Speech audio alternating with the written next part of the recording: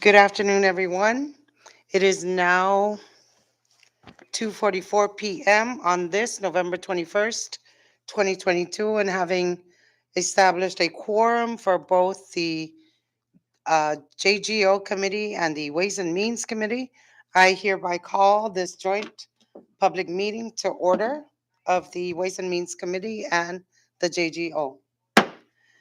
Before we proceed to the first item on the agenda, I would like to take care of some administrative matters first. As usual, please silence all electronic devices today. And also, if there are no objections, I would like to include public comments as a part of the agenda. Although it is a part of our standard practice and actually a part of Rule 6, Section 2 of the House Rules, if there are no objections, I would like to amend today's agenda to include public comments. Thank you, members. There being no objections or concerns raised, public comments will be added as item 1B. Moving on, this committee appreciates minimal distractions and while in session. And so please, at this time, take a moment to silence all your electronic devices. Additionally, recording of this meeting serves as the official journal of this session, and but it in no way deobligates the LA's legislative assistants assigned to both committees to produce a committee report should the need arise. I now open the floor for public comments. If you would like to make public comments, I would like to ask that you please identify yourself, the entity you represent, um, and you are given 5 minutes.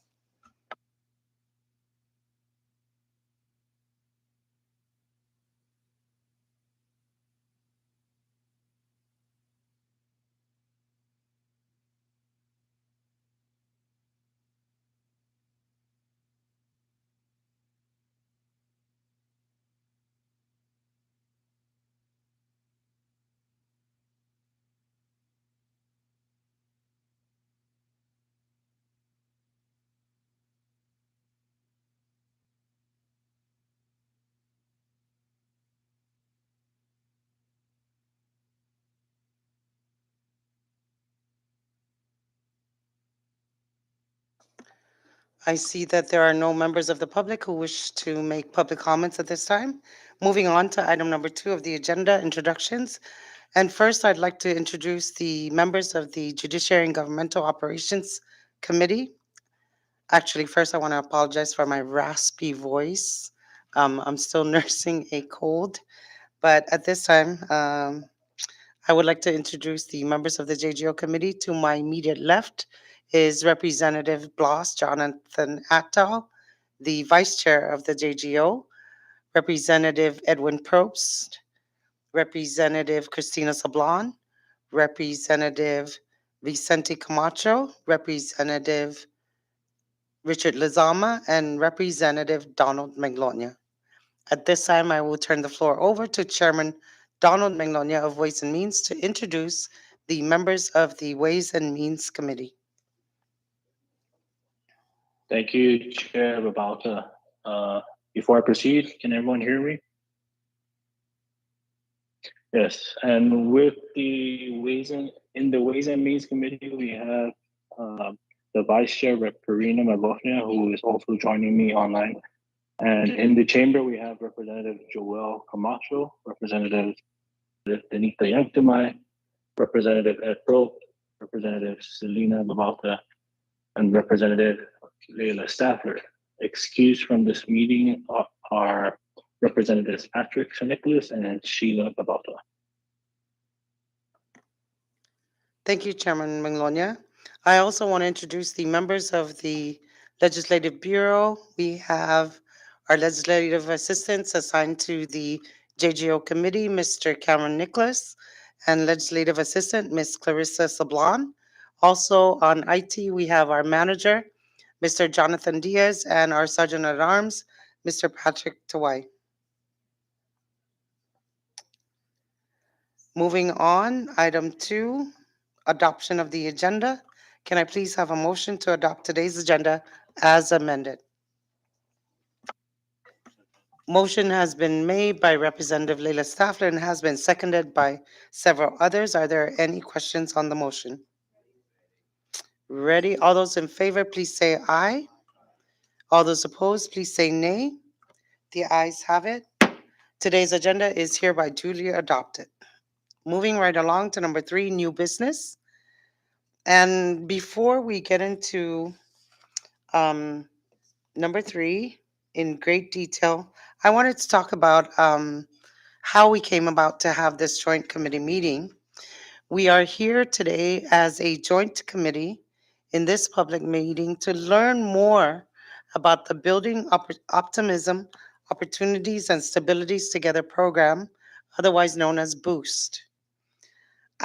First of all, I want to commend all the businesses who took the time and for having the patience to fill out the necessary forms and compile their packages and submitting them in order to take advantage of this boost program.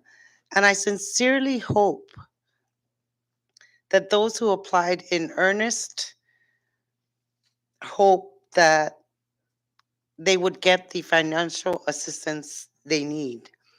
This is not an anti-business program. Anti-business committee meeting. We are here as fact finders, and we just want to know um, procedures involved with this boost program.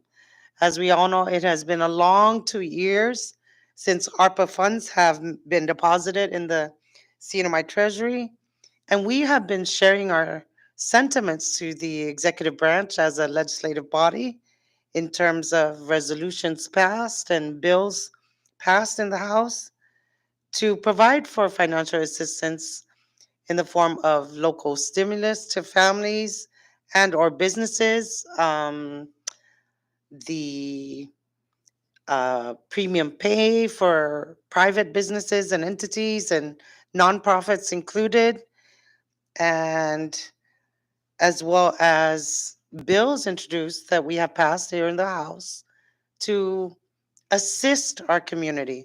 So that's why we are here today. For example, in April of this year, we passed a joint resolution calling for fuel vouchers, which the administration, um, what they did instead was issue $500 debit stimulus cards, which wasn't as helpful because they couldn't use that to pay their rent. Families could not use that debit card to pay for their rent. So those are some of the things that we have taken action on here at the House.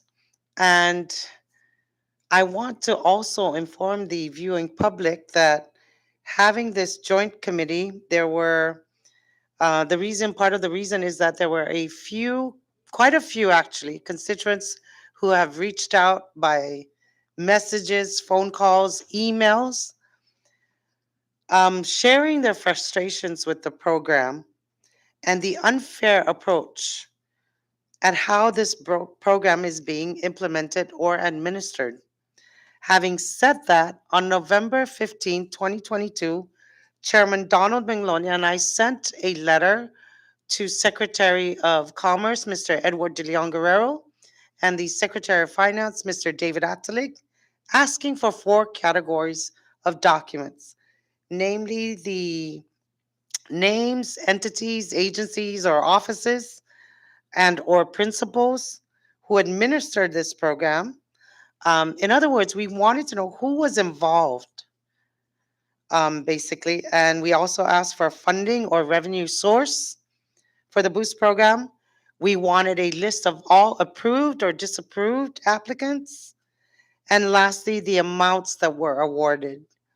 We provided a deadline of 10 a.m. last Friday. Mr. De Leon Guerrero and Mr. Atalik completely ignored those deadlines, and they provided no communication whatsoever, whether they would comply with our requests or there was absolutely no communication at all. On the same date, November 18th, 2022, we immediately followed up whether their departments would produce the documents requested. We further advise them that withholding these documents or refusing to engage with our committees is obstruction. It is obstructing our duty as a legislative body, excuse me, and our inherent duty under NMI Constitution and statutes of that authorize the legislature to obtain documents. We also advised both secretaries to inform the committees by close of business on November 18th whether they intended to comply or whether subpoenas would be necessary. Instead, on Friday, their respective offices sent an email that Mr. De Leon Guerrero and Mr. Atalik were off island, nothing more. Mr. Atalik did go so far as to inform the committees that our request would be forwarded to the Bank of Saipan.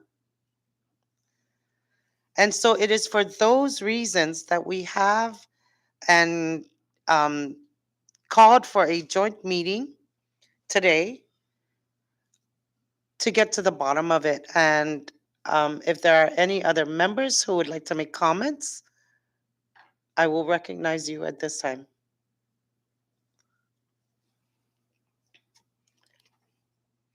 I recognize Representative Ed Prost.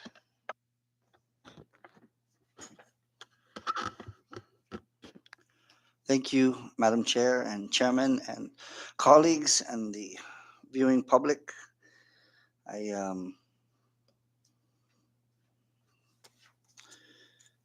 I just wanted to point out once again to reiterate the things that you requested, Madam Chair and Chairman. That there were 4 requests listed by you. That it was, of course, first the name of the entities, agencies, offices, and principals that administer the Boost program, the funding or revenue source for the Boost program, the names of all approved and disapproved applicants for the Boost program, the amounts awarded to all awardees of this Boost program.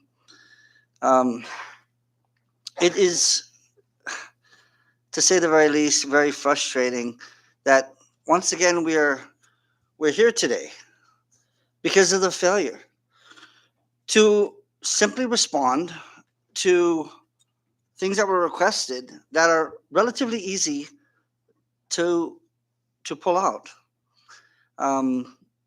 We're holding this because Governor Ralph Torres once again has failed to release information that these respective committees have requested through his finance secretary, David Attig, and his commerce secretary, Edward M. De Leon Guerrero. Now, while it is clear that they stated that they're off island, aren't there acting secretaries for the departments who can answer these questions? Are the acting secretaries incapable of answering these questions? Do their offices shut down in their capacity when they travel off island? The frustrations, we can't even be told exactly how much taxpayer dollars is being allotted for this Boost program. The Boost website initially stated there is $6 to $7 million for small businesses for this Boost program. And then the Bank of Saipan administrator, Arroyo, said in an article that it's about $12 million. And then in today's newspapers, Finance Secretary David Attig said that it is $10 million. So which is it? Is it 6 million, 7 million, 10 million, or 12 million? None of us can even get an accurate amount. And these are people who deal with finance, with money, taxpayer dollars. So why the vast differences? And why aren't we getting the truth on this? Many of us want to know who has received their Boost so far. And why won't Governor Torres share with us who was awarded? Governor Torres, of all people, should know. I mean, he was the one hand delivering checks as if it came out of his own personal pocket.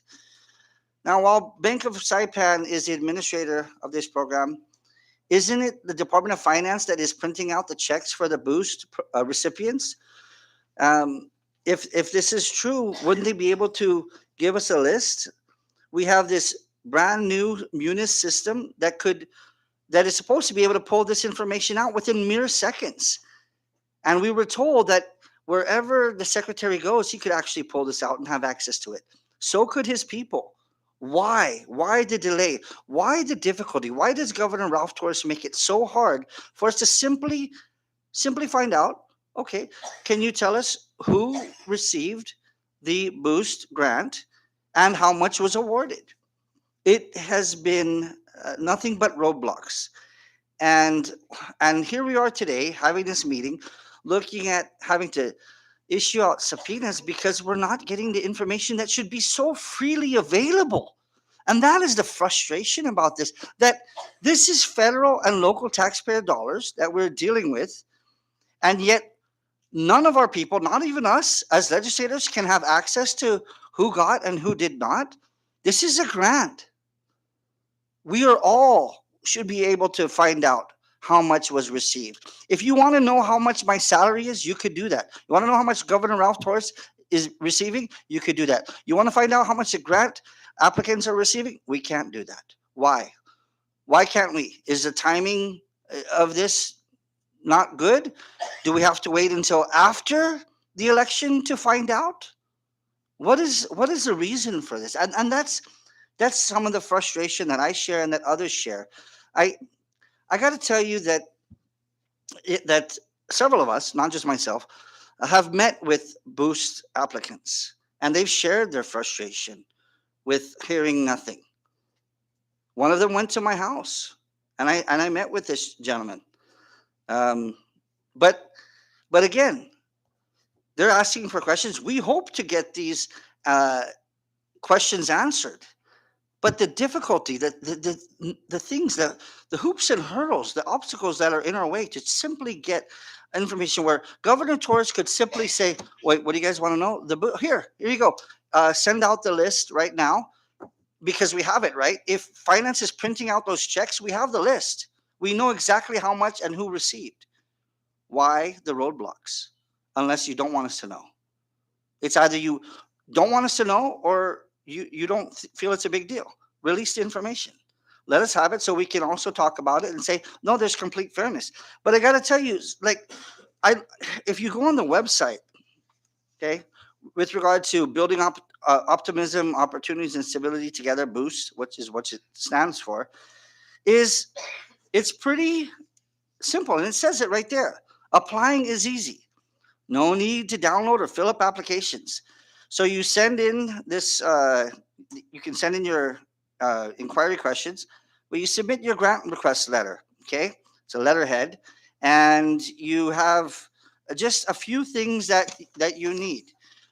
You have to have a valid business license, a certificate of good standing, and you need tax clearance. Okay, but the thing is, and the frequently asked questions, what we have found out is that you could apply for a boost grant even before you receive your business license, which is what we've been told, that there are some businesses that have received the boost grant already, but they don't have an existing business. It's a concept. They paid for the business license, and yet they received an amount where we have existing businesses that have been through the gamut, that have suffered severely through COVID, but have somehow managed to survive and still stand today. And they haven't received a penny, or they haven't received any word whatsoever. How are these businesses, small businesses who struggle to survive, not receiving any word or anything? How are they not receiving some sort of, I don't know, like a priority from a new business that just is conceptualized? These are the questions that have been asked. And why do some businesses receive, supposedly, again, without knowing the list, receive the amount already, when other businesses that have done everything they were supposed to do, have the tax clearance, have great standing, everything else, provide a fantastic service and a unique service, don't receive a penny? Not a repetitive business, but a unique business. And I can't say because I am sworn to secrecy with the businesses I met with, because if I said their name, they could be in political turmoil and not receive it. But what we're being told is, well, don't worry, you might get it. It's just this game. And the fact that we can't get any information, yet we are the legislature. We have the chairman of Ways and Means and the chairwoman of JGO. Yet we have to request for this information and not get it. And then we have to subpoena. And then they twist it around and say that, oh, I'm sorry, you guys, the legislature is anti business. Anti business for fighting for the existing businesses, which evidently somebody has to ask this question. You're releasing this boost grant money right before an election, when the most important time to release it, this help, this assistance, this grant that you could have gotten earlier to the businesses that were struggling to survive, and let's not forget, several of which closed down. Perhaps this boost would have helped them survive. So while Guam's Governor Leon Guerrero was dishing out money to help small businesses during COVID, we're doing it when we're pretty much getting out of the pandemic. And we're giving it in a very interesting style in which you may not even have your business license yet, but you've applied for it, but you don't have it yet. So why ask any existing business to provide even a tax clearance? It's ridiculous. There's no priorities. There's no real rubrics. There's no real rules of this. It's just like, come and apply. And I looked at this and I realized I could have applied. I could have honestly gotten my business license, applied because I wanted to start my own part-time business of spraying Clorox on walls and making $257,000 in a record-breaking 15 days, like some companies that have done.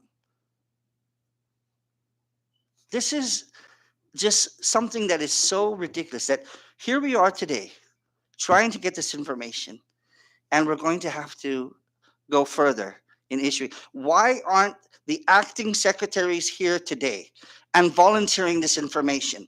Why aren't they giving the respect that we ask for in simply giving us the information that we need so that we can inform our constituents, who several of them are, of course, boost applicants, business owners, and some startups. There's a lot of other things I could add to this, but Madam Chair, there's a great deal of frustration after meeting with so many of them. They're hurting, they want answers, and we would appreciate it if they would take some time out of their busy schedule to provide these answers to us. I yield. Thank you. Thank you, Representative Probst. Is there any other member who would like to make comments? Recognize Representative Tina Sablon. Thank you, Chair.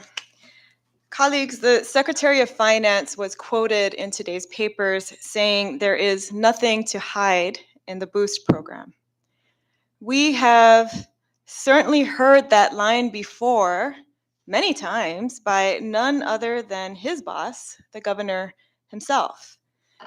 And the governor has been quoted saying there is nothing political about Boost.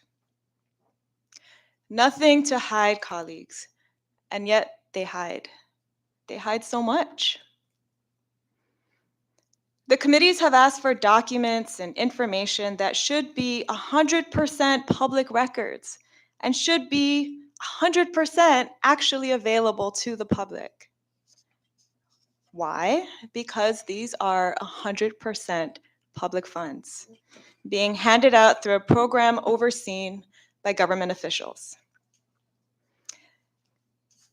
Governor Torres likes to throw that 100% figure around. I do too.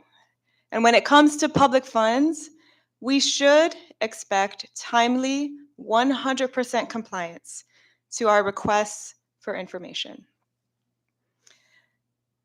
And the committees have sought really basic information that both Secretary Atzalig and Secretary De Leon Guerrero should be able to provide right away, 100%. Who is administering the program? What is the source of funding? Who's been approved for funding and in what amounts? Who has not been approved? There are other questions too that I think the officials in charge of this program should be able to answer immediately with 100% transparency, especially since the program is already rolling out and checks are already being issued. Where are the program guidelines? They're nowhere on the website. So where are they? Certainly nothing was published for public review and comment before the governor rolled out this program. I suspect they don't exist. Because if they did exist, why not publish that? All that you can find on the Boost website are vague, short blurbs. Apparently, all you have to do to apply for a Boost grant, as Representative Probst was saying, is just write a letter, attach a business plan and profile and a list of products and services. If you're a subsistence farmer or fisherman or rancher, all you have to do apparently is take a photo and fill out a simple one-pager declaring that you are a farmer, fisherman, or rancher. And boom, you get your $500 boost. The website does say that applications will be processed subject to availability of funds, and that the program may terminate without notice, which doesn't exactly boost confidence in the integrity of this program. And which brings me to this point. We don't even know how much money is available. Those numbers, again, keep changing. Why is there no consistency? 0% consistency between the amount announced by the federal government and the amounts that CNMI officials are touting. What is the cap on the amount of money that can be awarded? The website says there are limits, but they're for, quote, internal guidance and, quote, not publicly available, so not to encourage applicants to apply for the full amount, end quote. Colleagues, that doesn't even make sense. Since when does a taxpayer-funded business grant or loan program not publish the maximum amount that a qualified applicant may apply for? A simple Google search will tell you that announcing the caps on such awards is pretty standard. Nothing to hide, they say. So why hide that? Maybe to encourage certain people who would be in the know to apply for the max. Or maybe it's a moving target and they're flying by the seat of the pants. Who knows? Only Governor Torres and a small inner circle of people know. Moreover, why has the deadline been extended 3 times? And why was there such a short application period for the farming, fishing, and ranching grants? They announced it last week. The deadline was Friday. Hence the 100% awful lines out the door at the bank and the 100% pandemonium that was created at the business licensing office last week. Why did the deadline have to be Friday? How much planning actually went into this? Other questions I'd have. What contracts have been awarded to run this program? Not just for administration, but also for marketing. And all the mixers, the parties, the concerts, the food and alcohol. Has anyone advised the governor's office that federal funds can't be used to buy alcohol? And finally, some of the most basic questions of all. What is the process for reviewing applications? Who sits on that review panel? How are they selected or appointed? What criteria are they using? Is there even a rubric for review? My understanding is no. And who has the final say? Colleagues, Governor Torres has been quoted in the media saying that he has no involvement in deciding who gets boost grants. Yet we have records that show otherwise. Correspondence, internal guidance, you might say, that clearly indicate that the person who makes the final decisions on boost awards is, in fact, the governor himself. If there is nothing to hide, then every single person we summon to this chamber should be prepared to answer 100% of our questions with 100% truthfulness and submit 100% of the records we ask for. And the people of the Commonwealth have every right to expect 100% transparency and fairness in the administration of this program and the distribution of public funds. I yield. Thank you. Thank you, Representative Saplan. At this time, I would like to recognize for the record that Representative Yumo has joined us in this joint committee meeting. Is there any other member who would like to make a statement? I recognize Representative Joel Camacho. Thank you, Madam Chair. I want to echo the sentiments of Sablon and Rep Probes, and it's getting pretty frustrating, and it's pretty out of control so far with the documents that we have requested. I remember requesting the Secretary of Finance twice, I believe, for a breakdown on how much BGRT was generated from the travel bucks as well as the stimulus, and to this day, nothing. So I really look forward, and I hope that he does answer the committee's questions on this boost, and that he gets back to me and the committee on the requests that were made. Because the last subpoena duces tecum, I did not see any of that information that was requested, and it's really frustrating. Thank you, Madam Chair. I yield. Thank you, Representative Camacho. Is there anybody else? Recognize Representative Yumo. Thank you, Mr. Chairman. Just so the committee know, a couple of years ago, we have the PPP program. That was a grant that was given out to each businesses here in the CNMI.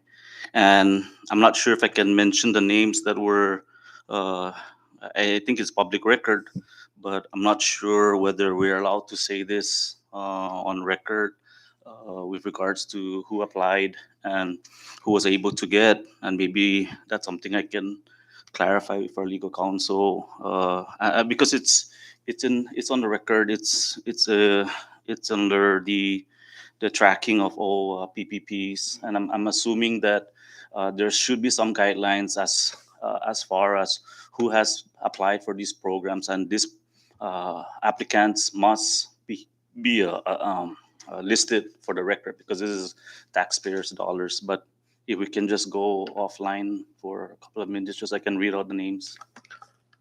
Short recess. So with regard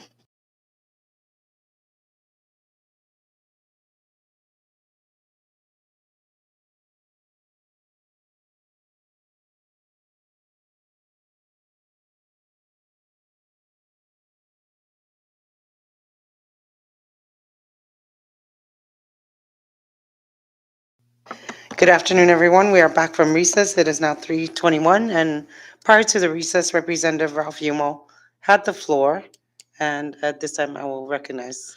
Uh, Thanks, Mr. Chair, and I'll just refer it back to the legal counsel. I just gave the information to the committee members, and it's up to you, Chair, to take the next step and request the information from the grant. Thank you, Representative Yumo. Prior to the recess, Representative Yumo made a recommendation to request detailed information from Bank and Saipan, including a list of names of businesses and the amounts awarded to those businesses as he compared it to the PPP program under SBA funded by ARPA funds. And so thank you, Representative Yumo, for your recommendation. At this time, is there anybody else who would like to make a statement? I recognize Representative Leila Staffler. Thank you, Chairwoman and colleagues. I just want to reiterate the concern that is shared by many of us here about the implementation of this program, and that it is very it begs to ask a lot of questions because of the timing for this program, the lack of information that is out there about the program, and how the implementation just seems kind of haphazard. I mean, we've seen other programs, as colleague Yumol shared, where there was a lot more organization and the requirements were much more clear, like the PPP. It is more, it is something that the business community can have a stronger um, belief in the fairness of when those types of things, the requirements, the expectations of what the businesses must provide are clear, unlike the Boost program. Something that was brought to my attention is that, especially in the Boost, saying that for a person to apply, if they are a nonprofit, that they don't actually have to have the nonprofit requirements. I'm not sure. Is there any other way for a business to be considered nonprofit in the CNMI without having a 501c3? I mean, is there? I don't think so. And so it concerns me that there are pop-up nonprofits that could take away from the actual nonprofits that do provide very needed services to the indigent communities of our CNMI. A lot of the federal guidelines for nonprofits are very specific, and one of the main ones that I want to just point out is that these funds cannot the recipient may not use control over these funds for their own private gain. And the recipient of these funds are our CNMI government, which is our chief executive officer of our governor. And the fact that all of these things that are rolling out seem to have the impression that it is for his private gain, because all of these things could have been helping the business community for the last year and a half that they've been struggling. Guam was able to roll out their programs in a different manner that provided the support throughout the last year and a half, whereas ours has been just pretty much haphazard the last 2 weeks. This doesn't actually help the business community especially those who have been established for years and years. I myself have also had conversations with multiple business owners who submitted their paperwork, and it has been more than the 2 or 3 weeks that was listed in the website that they would get a response. They don't even have a response that they've actually had their applications received complete. That's another thing. They keep getting we'll get back to you. So it really just depends on who is applying in the way that they're communicating to me. And so, Chairwoman, I echo those same concerns, and I would like for us to have some action today. I yield. Thank you, Representative Staffler. Is there anybody else who would like to make any statements? Recognized Vice Chair of JGO Committee, Blas Jonathan Atto. Thank you, Madam Chair. And I'd like to thank the members for bringing up all these points that have been shared with us this afternoon, and to the viewing public for joining us and listening in into this JGO and Ways and Means Joint Committee meeting. And these concerns are very important that they're brought up, because unfortunately a lot of our people are applying for this Boost program and they're not aware of the potential detrimental effects in the future for each potential business, nonprofit organizations, or individuals that will be recipients of these grants. These grants will only turn into grants if they comply with every single piece of the ARPA program that has been finalized by the U.S. Department of Treasury. Failure to follow all the necessary documents in the future when the inspector general actually comes into the CNMI to look at all the monies that were brought in to the CNMI for the last 5 or 6 years, almost $2 billion. A lot of our people are going to be suffering down the road. We're not against helping our businesses or individuals. This was something that was brought up since the 21st legislature when we first got the ARPA money negotiations in U.S. Congress, when they started talking about the $200 million, $300 million, potential $500 million, $1 billion that will be coming to the CNMI. We brought up to the administration that we should reserve at the minimum $15 million that should be distributed to the businesses in the CNMI that that carried the CNMI in those tough times during the COVID period. They survived, even though their businesses weren't making any money. At the very least, they were circulating funds within our economy.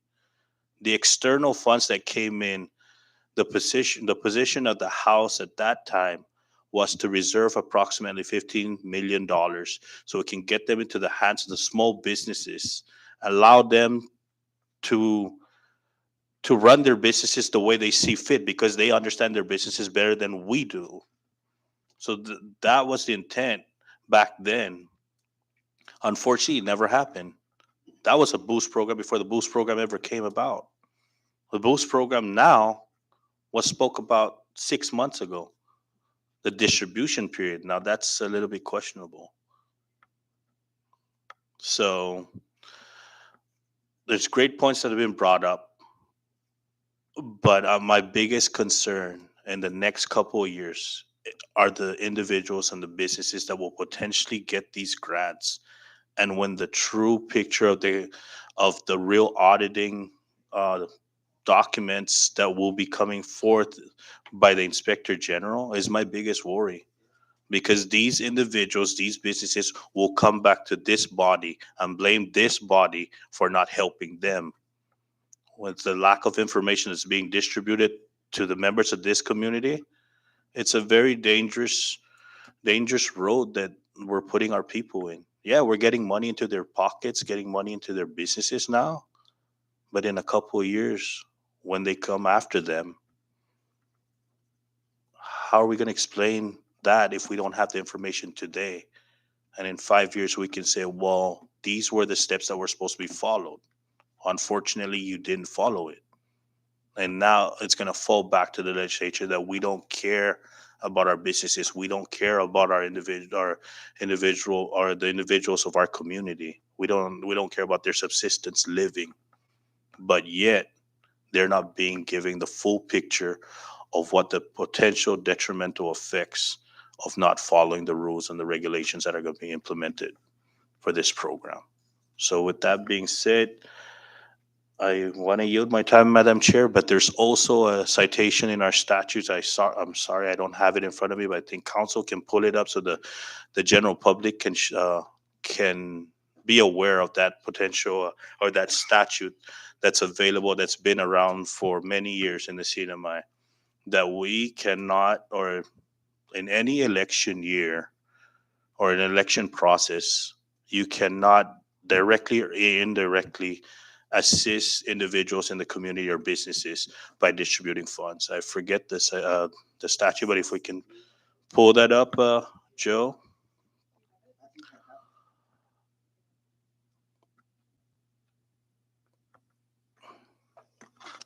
We will take a 5-minute recess at this time.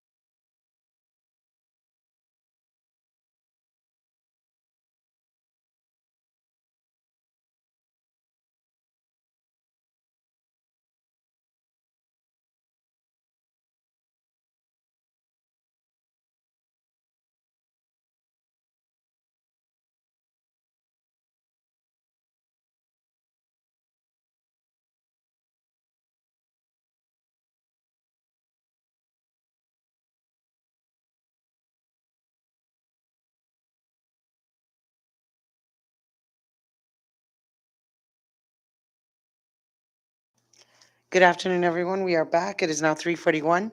And prior to the recess, Vice Chair and Vice Speaker Blas Jonathan Atto had the floor. I will now turn it over to him. Thank you, Madam Chair. And before we went to recess, we are trying to find the citation of the actual local statute that prohibits these types of actions that's been going on for the last couple of weeks in regards to boosts. Under 1 CMC 6402, so entitled payment of value to vote. Sorry, guys. To vote or aid in securing nomination for another. A person shall not directly by himself or through any other person give or receive any money or other valuable thing before, during, or after election because he or any other person, A, voted to secure the election or endorsement of any other person as the nominee or candidate of any convention, organization assembled of electors or voters or other body representing or claiming to represent a political party or principal or any clubs, society, or association, and B, aid in securing the selection or endorsement of any other person as a nominee or candidate as provided in subsection A. And I cite this, colleagues, and to the general public because the actions of the Boost program and all these mixers that they say and visiting the other islands and distributing checks. The governor himself have personally been involved, and by just our statute under, I believe it's Public Law 12-18 already states those illegal activities. I guess this is something that we can pursue forward in the future, but also to remind the Attorney General's office of this potential misconduct in this election. And just to reiterate back, the biggest concern are the individuals and the businesses that will be potentially receiving these boost grants and what's to come for them in the coming years should the Inspector General come to the CNMI and start doing the actual auditing of all the federal funds that we have received over the last couple years. I yield for now. Thank you, Madam Chair. Thank you, Vice Chair Atto. At this time, I will recognize any other individual. Representative Joel Camacho. Thank you, Madam Chair. Just for the last time, I just want to ask our council, what is the penalty with regards to a failure to comply with a subpoena ducis tecum?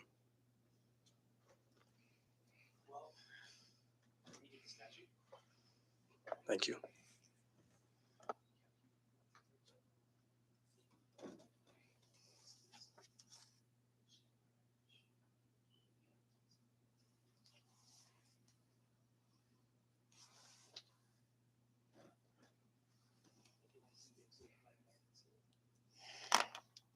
So it's on 1 CMC 1307, if you want to refer to that.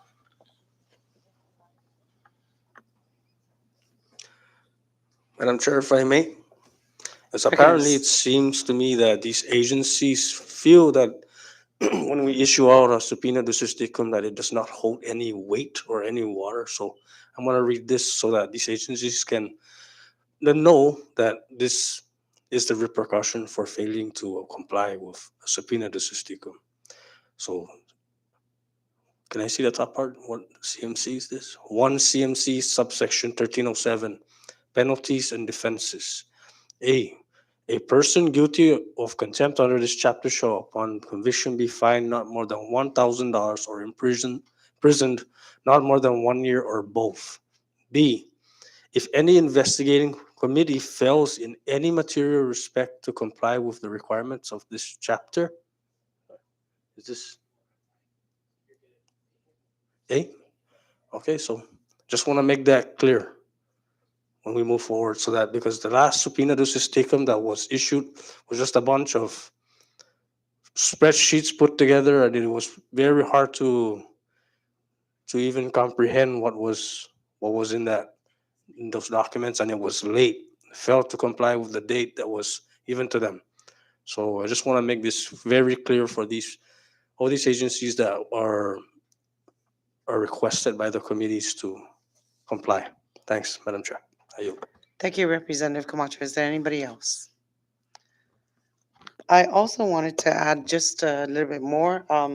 I find it unacceptable professional practice, really, when Secretary of Commerce, Mr. De Leon Guerrero, Mr. Atalig, Secretary of Finance, failed to even inform the committee via email or text message or phone call um, that they were off island or that they needed extra time. We have always been accommodating. Anybody who requests an extension, we grant it out of courtesy to another government agency.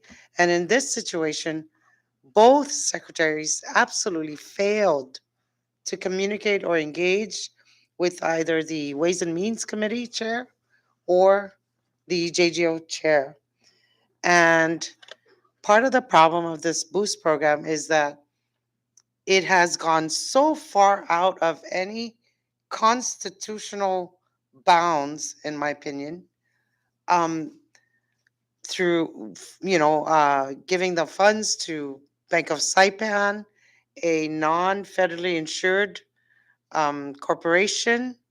Those are some of the questions we have as a committee, and so I hope, for their sake, the entities or the individuals who will be served subpoenas will comply. We take our legislative duties seriously, as we have proven in the past, and I sincerely hope that we can come to some kind of accommodation to engage with the Bank of Saipan and every other entity involved in the Boost program. Please feel free to contact myself or Representative Chairman Donald Minglonia. We will make ourselves available informally as a committee. We do not need to go through this formality of issuing subpoenas. Get in touch with us is all we ask. And so moving forward, are there any other members who would like to make comments before we move forward? If there are none, we will move to the next item on the agenda, which is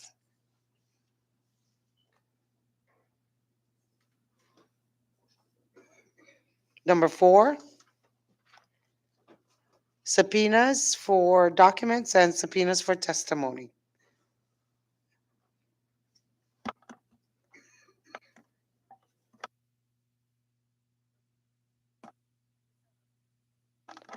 At this time, I would like to take a 5-minute recess, please.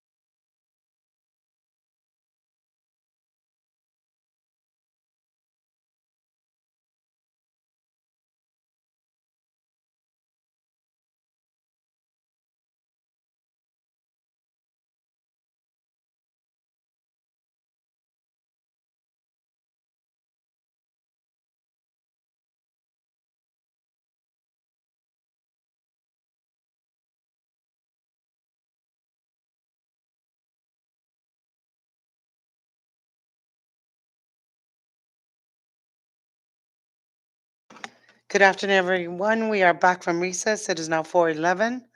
And prior to the recess, I was stating how, it is unacceptable practice for the secretaries of commerce and finance to not even engage in any communication with the committees before Ways and Means Committee and JGO. I also want to, at this time, for the record, indicate that Representative Donald is physically in the chamber with us. I will now recognize Representative Donald Manglonia.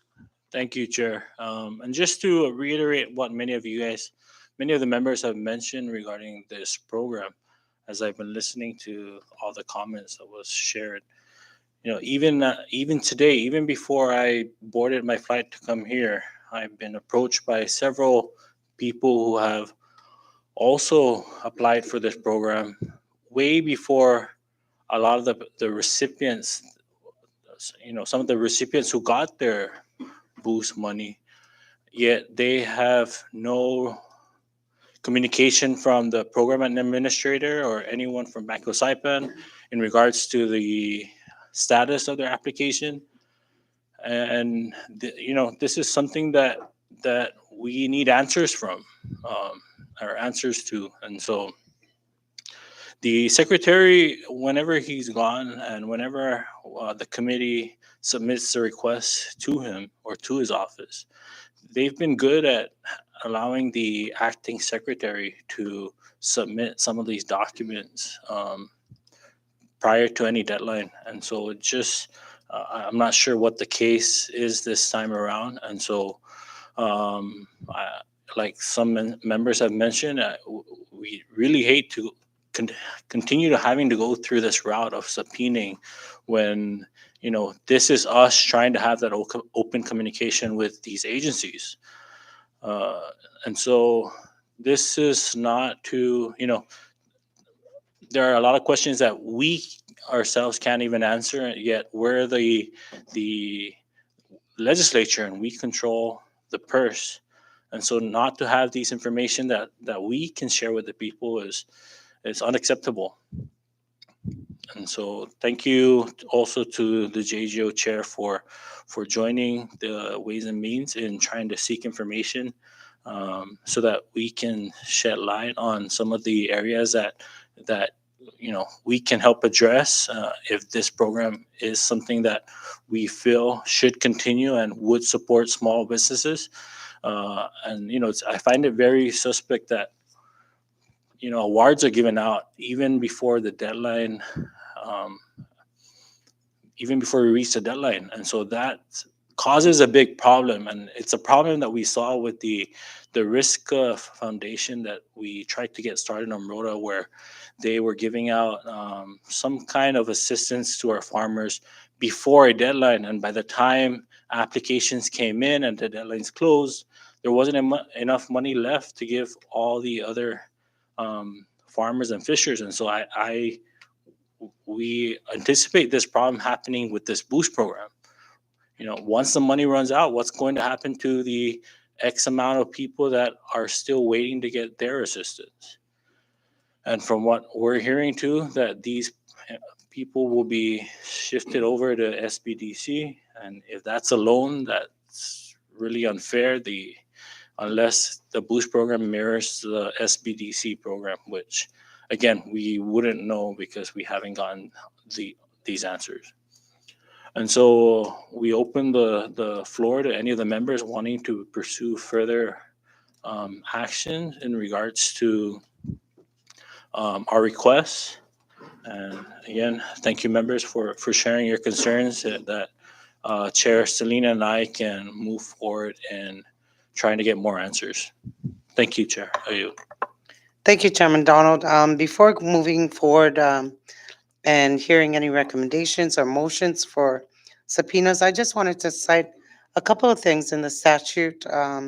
First, the 1 CMC 1308, cooperation of government officers and employees. And I will read it out for those who are unable to see our screens clearly. This statute states The officers and employees of the Commonwealth shall cooperate with any investigating committee with its representatives and furnish to it or its representatives such information as may be called for in connection with the research activities of the committee. And I would like to highlight that, as I mentioned earlier, we are fact finding, and this is part of our research.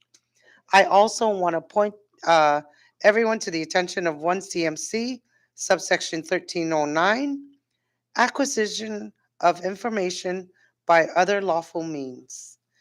Nothing contained in this chapter shall be construed to limit or prohibit the acquisition of evidence or information by an investigating committee by any lawful means not provided for in this chapter. Having said that,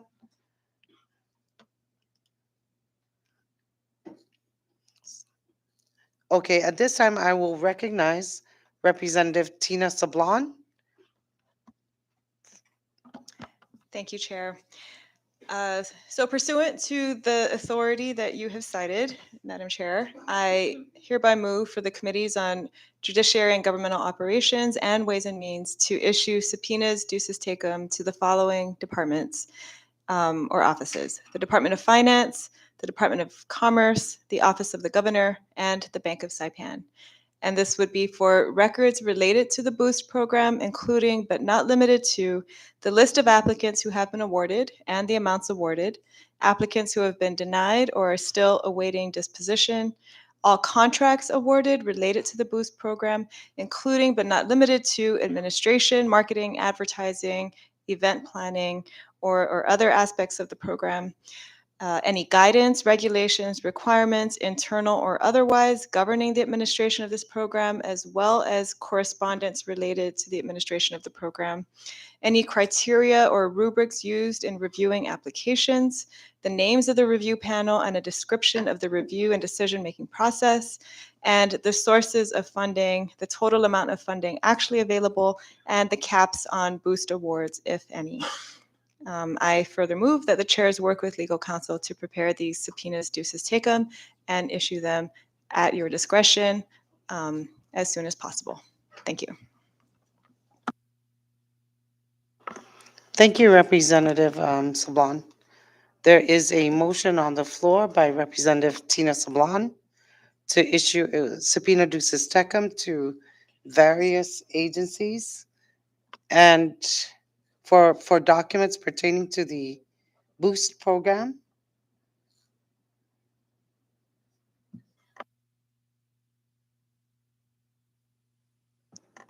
Is there a second to that motion? Second. Thank you. The motion has been seconded. At this time, I will take the roll call or voice vote of the roll call vote of the JGO committee. Then I will hand the floor over to Chairman Donald Magnolia to take the roll call for the Ways and Means Committee. For the JGO committee, please proceed, Mr. Nicholas. Representative Blas Jonathan Attal. Yes. Okay. Representative Christina Sablan. Yes. Representative Donald Manglonia. Representative Edwin Probst. Yes.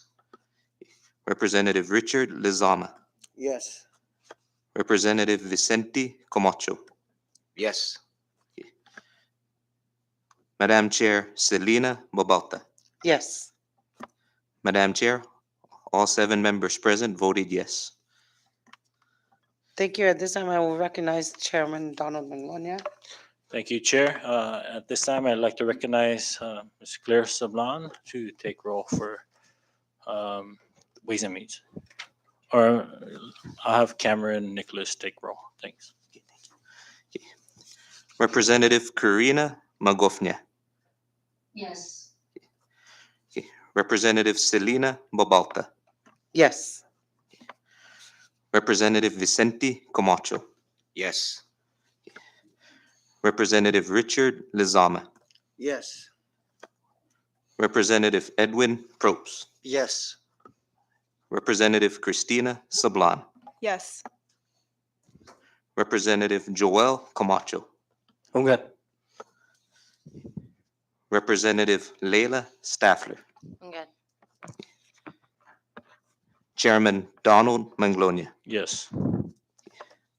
Mr. Chairman, all 9 members present voted yes, and 2 members are absent. Thank you, Cam. Chair.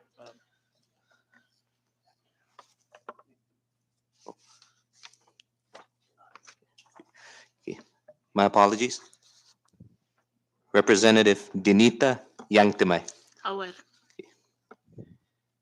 Mr. Okay. Chairman, all 10 members present voted yes, and 2 members are absent. Thank you, Cam. With that, Chair, all 10 members of the Ways and Means voted in affirmative. Thank you, Chairman Manglonia. The motion hereby passes to issue subpoena duces tecum as recommended by, or as moved by Representative Christina Sablan.